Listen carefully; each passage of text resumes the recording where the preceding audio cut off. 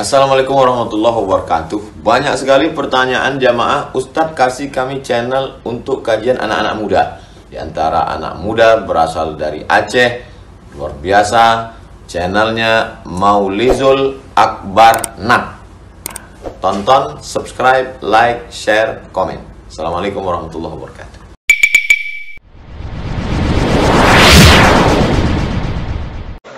Alhamdulillahilladzi hadana li hadza wa ma kunna linahtadiya laula an hadana Allah. Asyhadu an la ilaha illallah wahdahu la syarika lah.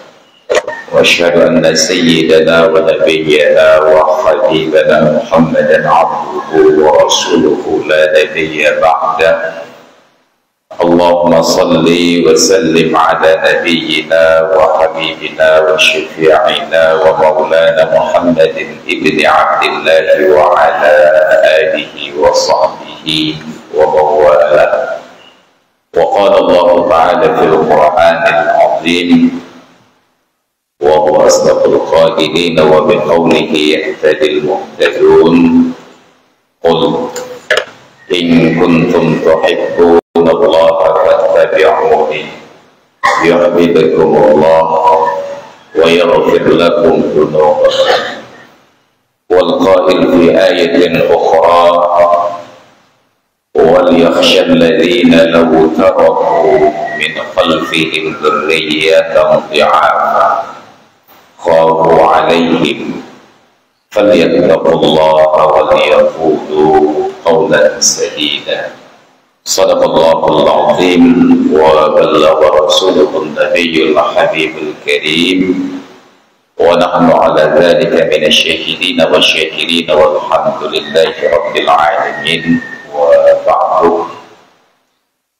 Alhamdulillah, syukur hadirat Allah, pada hari ini kita sama-sama dapat bersilaturahmi di bahagian akhir dari bulan Safar.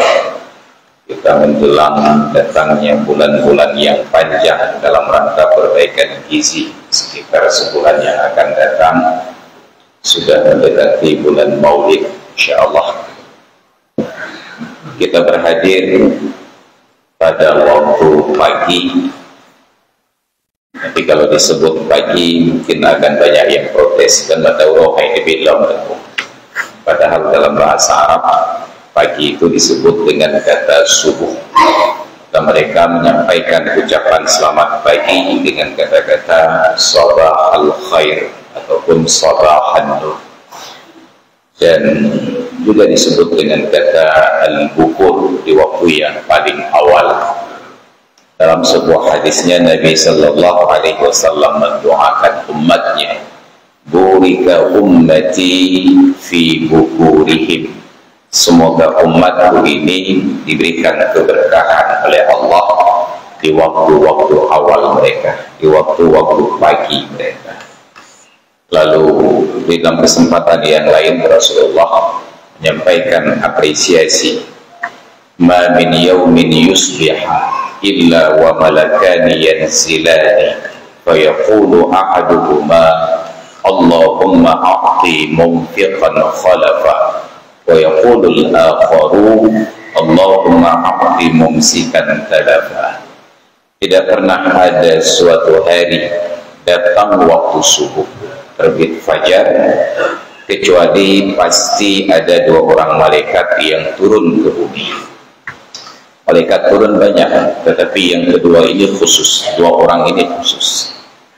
Fa yaqulu ahaduhuma, salah seorang di antara dua orang malaikat ini berucap, berdoa, Allahumma a'ti munfiqan khalaf, ya Allah, berikanlah kepada orang yang berinfak, yang membelanjakan hartanya, khalaf, pengganti.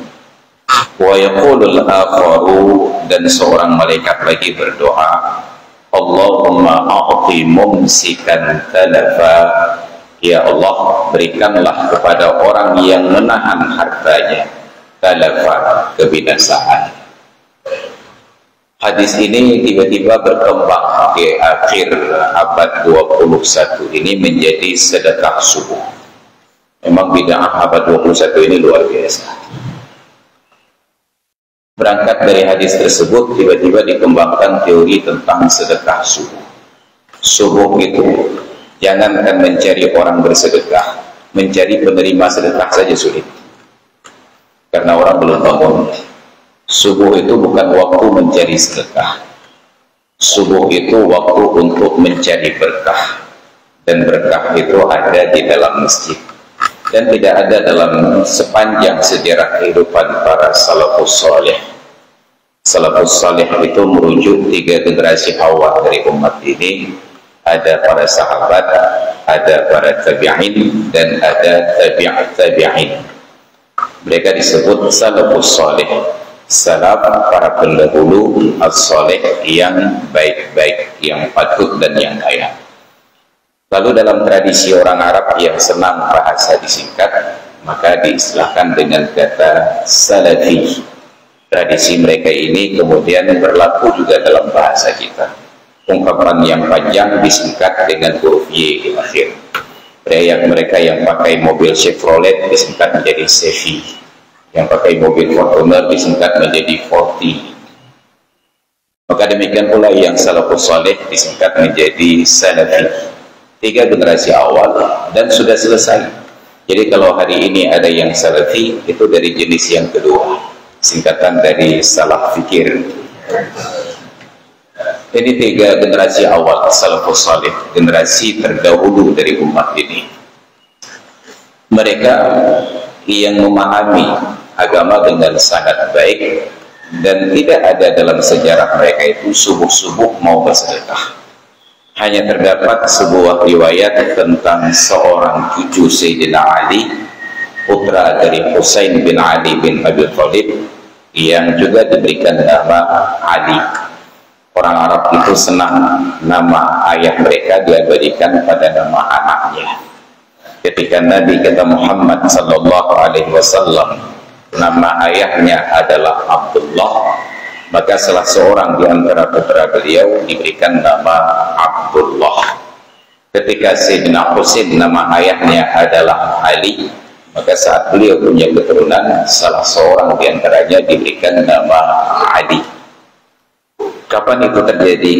Bila ada keistimewaan pada orang tua yang patut dibanggakan. Makanya saya tidak melihat ada di antara anak-anak Abu Lahab yang memberikan nama anaknya Abu Lahab, karena tidak patut dibanggakan. Pada salah seorang istri Husain bin Ali bin Abi Thalib, yang anak dari Raja Persia Kisra bin Hormuz, yang bernama Sahsinan, lahirlah anak laki-laki yang bernama Ali bin Husain bin Ali bin Abi Thalib. Kebaikan akhlak dan ketinggian budi pekerti serta mumpuninya ilmu yang beliau kuasai menyebabkan beliau itu diberikan gelar Zainul Abidin, hiasan agama, keindahan di dalam beragama. Sedangkan anak kita dari baru lahir memang sudah namanya Zainul Abidin dari lahir. Rumah sakit kita itu juga Zainul Abidin. Apa kelebihan beliau? Konon dalam riwayat, di zaman beliau hidup tidak ada orang miskin yang susah. Kenapa? Karena setiap mereka keluar pagi dari rumah bangun subuh untuk menuju masjid, mereka dapati di depan pintu rumahnya sudah ada bungkusan berisi sembako. Sembako itu sudah menjadi istilah, tidak harus 9 bahan pokoknya. Karena di negeri ini memang tidak konsisten berbahasa. Jadi ketika dari organisasi Arafah oleh ketuanya guru kita Tuan Guru Zul Arafah menyatakan segenap pengurus jamaah Arafah, yakinlah beliau belum pernah menghitung jumlahnya genap atau ganjil. Pokoknya segenap lah. Ini cahana betul ini apa? Kayak kalau bahasa Indonesia pakai macet kan. Jadi di zaman beliau, ketika mereka bangun di waktu subuh, buka pintu menuju masjid, mereka dapati sudah ada paket sembako, Sembako itu kan singkatan dari 9 bahan pokok. Tapi dulu tidak sampai 9, hanya gandum, kemudian dengan tepung, selesai. Tidak perlu minyak, tidak perlu daging, dan lain sebagainya. Mereka dapat kebutuhan untuk sepanjang hari. Kenapa untuk sehari? Karena dalam hadisnya Nabi menyatakan, orang kaya itu nggak berat-berat sekali kriterianya. Hanya di negeri kita sekarang yang latah ikuti standar orang lain. Kaya itu mobilnya harus Alphard, kemudian kaya itu harus ada yang buka pintu mobil, kaya itu rumahnya harus besar, Alphard itu kan mobilnya besar, itu juga istrinya juga harus besar, asal sudah besar semuanya kekayaan. Padahal kata Nabi, man asbaha minkum aminan fi sirbihi, barang siapa di antara kalian bangun pagi dalam keadaan aman diri, keluarga, dan lingkungannya, wa mu'afiyan fi jasadihi, dan dalam keadaan dijauhkan penyakit dari tubuhnya. Kita buka mata bisa melihat, kita gerakkan tangan berfungsi, kita melangkah, kaki juga bisa berjalan, kita bernafas, oksigennya masuk. Ketika sampai ke kamar kecil beli air, kita kencing juga ada yang mengalir. Kata orang Aceh, wate dajak napu takayuh, wate hek dapat takayuh, wate katro napu datuh. Maka itu insya Allah sudah mu'afiyan fi jasadihi wa indahu qutu yaumih, dan dia punya bekal makanan pokok untuk sepanjang harinya. Apa yang terjadi? Faka'annama hizat lahu dunya, maka seolah-olah semua kekayaan dunia itu menjadi miliknya. Jadi standar kaya itu terpenuhi 3 perkara: aman diri, keluarga, dan lingkungan; sehat badan, terpenuhi kebutuhan makanan pokok, selesai. Tidak pernah besarnya ukuran rumah menjadi barometer, tidak pernah mewahnya kendaraan menjadi sebuah ukuran. Sekarang kesehatan dan juga keterpenuhan makanan pokok dan keamanan tidak menjadi barometer kekayaan. Baru dianggap kaya apabila ada kebesaran-kebesaran yang 3 tadi: besar rumahnya, besar istrinya, dan besar rekeningnya. Padahal rezeki belum tentu, dan harus sekalian. Maka disebutlah kebutuhan pokok untuk satu hari. Begitu mereka bangun, keluar, dapat makanan tadi, dan mereka tidak pernah tahu siapa yang mengantarkan makanan sebelumnya. Dan mereka tidak terlalu usil seperti kita mencari tahu sampai harus pasang CCTV, pasang intelijennya, soalnya nikmati saja. Kita terlalu kepo urusan orang lain, kita yang paling sibuk untuk ingin tahu. Bukan politisi, tapi politik, diskusi politik mau tahu usaha ujung-ujung bakal gitu. Mereka hanya mengurus urusan dirinya sendiri. Apa yang terjadi? Terus berjalan waktu sampai akhirnya Allah Ta'ala berkehendak Ali bin Husain bin Ali bin Abi Thalib, yang dikenal dengan sebutan Ali Zainul Abidin, ini meninggal dunia, berpulang ke rahmatullah. Saat jenazah beliau dimandikan, orang yang memandikan jenazah itu merasa heran, kenapa orang seberwibawa beliau, sealim sebeliau, sezuhud beliau, dan sekaya beliau, kulit bahu dan kulit punggungnya itu terasa kasar seperti kulit pikul yang mengangkat barang setiap hari di atas bahunya, di atas punggungnya. Mereka heran, apa yang dilakukan oleh orang alim yang zuhud, yang kaya, yang berwibawa ini sampai kulit bahunya sekasar itu.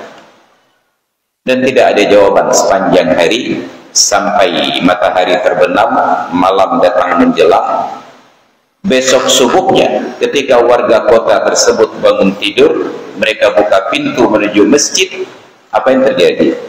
Paket-paket tersebut tidak didapati di depan satu pintu rumah pun. Mulailah mereka mencari tahu siapa yang mengantarkan selama ini, dan mereka tidak dapatkan jawaban. Akhirnya mereka hubung-hubungkan siapa orang kaya dermawan yang terakhir meninggal dunia. Ternyata beliau. Barulah mereka hubungkan, kenapa kulit punggung beliau itu kasar, Oh, jangan-jangan setiap malam beliau keluar dari rumahnya untuk mengantarkan paket makanan ini ke depan rumah setiap warga miskin. Ali Zainal Abidin. Itu tahajudnya beliau sebagai orang kaya. Beliau tidak rukuk dan sujud. Beliau antarkan makanan ke depan pintu setiap warga agar menjamin makanan mereka sepanjang hari supaya mereka fokus beribadahnya. Mungkin ada juga di antara orang-orang kaya kita yang punya keinginan demikian, tapi mereka khawatir kalau kita letakkan di depan pintu, nanti sebelum pintu dibuka paketnya sudah berangkat lebih dahulu, karena kita punya rasa memiliki yang sangat tinggi. Ini jadi masalah di negeri kita, rasa memiliki yang sangat tinggi. Dan kita juga tahu ada orang-orang kaya yang mungkin mereka tidak seperti Ali Zainul Abidin ini mengantarkan paket setiap subuh, tetapi mereka tanggung biaya hidup orang-orang miskin dengan menyalurkan dana rekening mereka, atau sudah dititipkan belanjaan di tempat-tempat tertentu untuk diakses oleh orang-orang miskin. Ini tradisi. Tapi yang ingin kita ingatkan, Ali Zainul Abidin tidak melakukannya di waktu subuh. Beliau melakukannya di malam hari. Ketika subuh datang, mereka sudah mendapatkan paketnya. Maka pertanyaannya, sedekah subuh itu kapan mulainya? Abad 21 di tahun 2024. Ini mempersulit. Kita terdengar keren sedekah subuh, makanya sudah ada SOP-nya. Keluar dari rumah di waktu pagi, bawa uang masukkan ke dalam celeng masjid. Bagus. Tapi pertanyaannya, apakah uang yang masuk dalam celeng masjid tersebut sampai kepada orang-orang yang memang membutuhkan? Maka ketika kita dengarkan ada masjid-masjid tertentu saldo kasnya itu 1 miliar, 2 miliar, sedangkan pembangunan fisiknya sudah selesai. Kita tabung lagi. Dan sayangnya uang-uang dalam tabung tersebut disalurkan bukan ke tempat yang patut. Kalau disalurkan ke Bank Aceh, alhamdulillah ada Pak Ahmad Syah datang kemarin. Kalau disalurkan ke BSI, ada kawan-kawan BSI yang datang. Ini disalurkan ke bank-bank pribadi yang mereka ini tidak mencintai negeri ini sebagaimana yang sepatutnya, sampai mereka ketika sudah sukses menyatakan kampung asalnya itu adalah ayah kandung dan Indonesia ini menjadi ayah tiri. Indonesia ini memang ayah tiri yang luar biasa, ada tak lain. Siapa yang menyatakan itu? Ada seorang konglomerat di negeri ini, Sukanto Tanoto. Dia pulang ke negeri Cina, diwawancara di Cina, di televisi Cina, bagaimana dia bisa menjadi orang sukses. Dia katakan Indonesia ini ayah tirinya dan Cina itu ayah kandungnya. Ini ayah tiri yang luar biasa negeri kita. Kita tabung uang di tempat tersebut, tidak mengalir kepada orang Aceh. Apa yang terjadi? Mereka kumpulkan uang ini, lalu beli properti, beli tanah. Yang kita nak beli selawah bukan lagi milik orang Aceh. Itu yang kamu perang mati orang hana muduna merumpok dan 2 hektar pokok. Awalnya hana perang ribuan hektar mereka kuasai. Kita tetap jadi pahlawan, enggak masalah. Waktu mati hidup yang penting kaya. Ini negeri kita. Maka kita merasa sedih ketika teorinya hanya kumpul-kumpul uang tetapi tidak bermanfaat. Padahal di sekitar masjid tersebut terdapat orang-orang miskin yang memerlukan akses dana.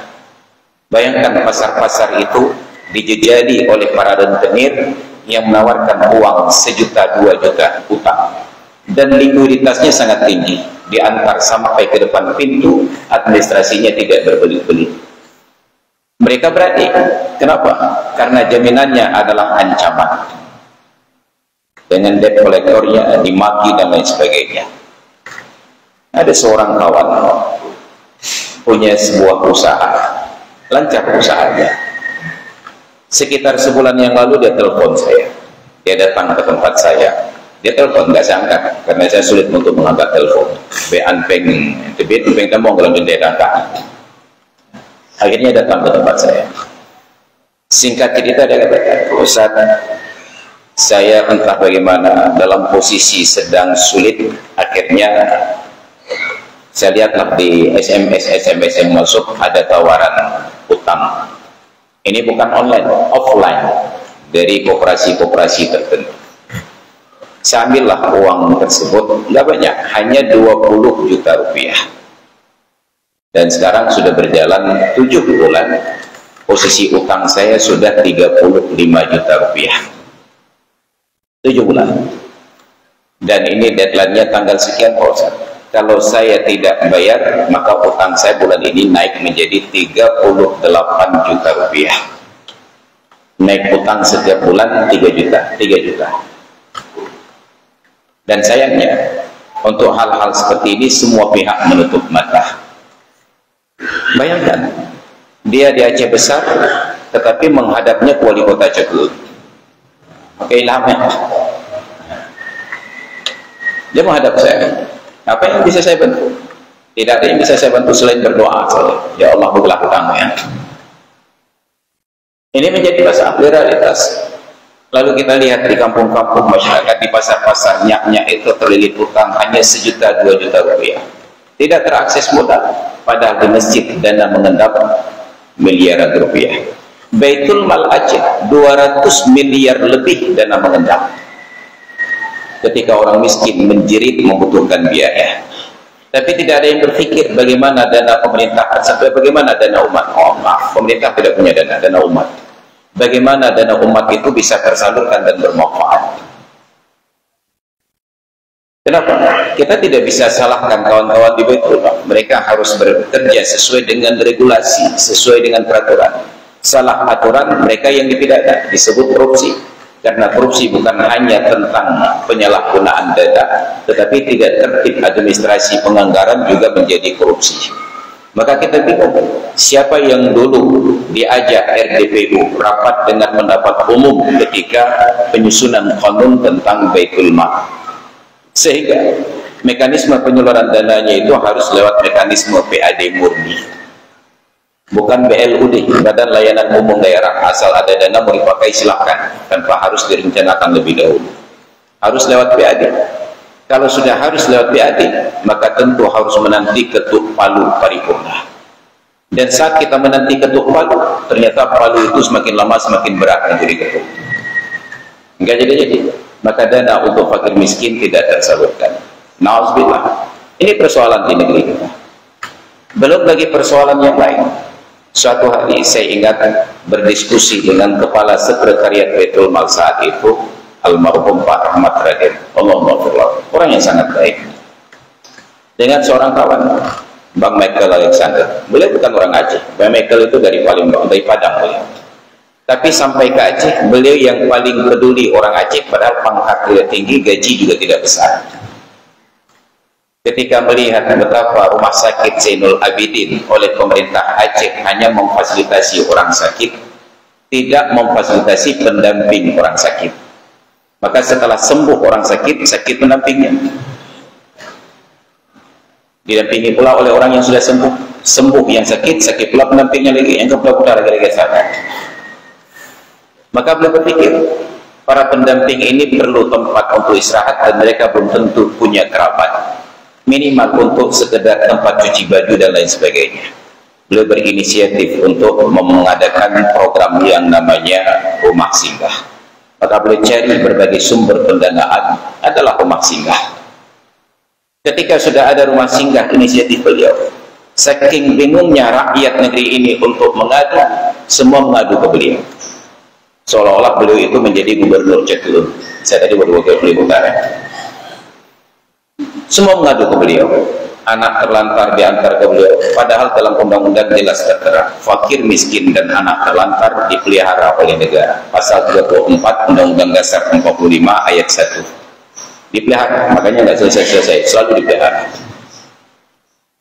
Beliau yang tanggung jawab. Ada yang orang tuanya sakit, ibunya sakit, ayahnya harus mendampingi, tidak bisa mencari nafkah. Anaknya putus sekolah. Anaknya ini dibawa ke Banda Aceh, sebagiannya ditempatkan di pesantren saya. Beliau cari biaya menjadi orang tua asuh untuk anak-anak ini.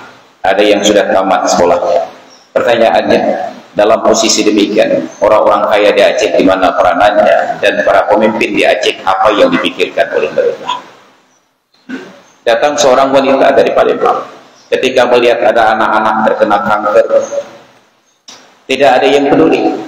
Mungkin sisa hidup mereka tinggal menghitung hari, kata Krisdayanti. tidak sempat menikmati hidup, maka beliau datang menemui anak-anak ini, dibuat tempat rumah singgah, C4. Itu bukan jenis bom. Kumpul mereka di sana. Beliau layani sepenuh hati, seolah-olah itu anak kandung beliau sendiri.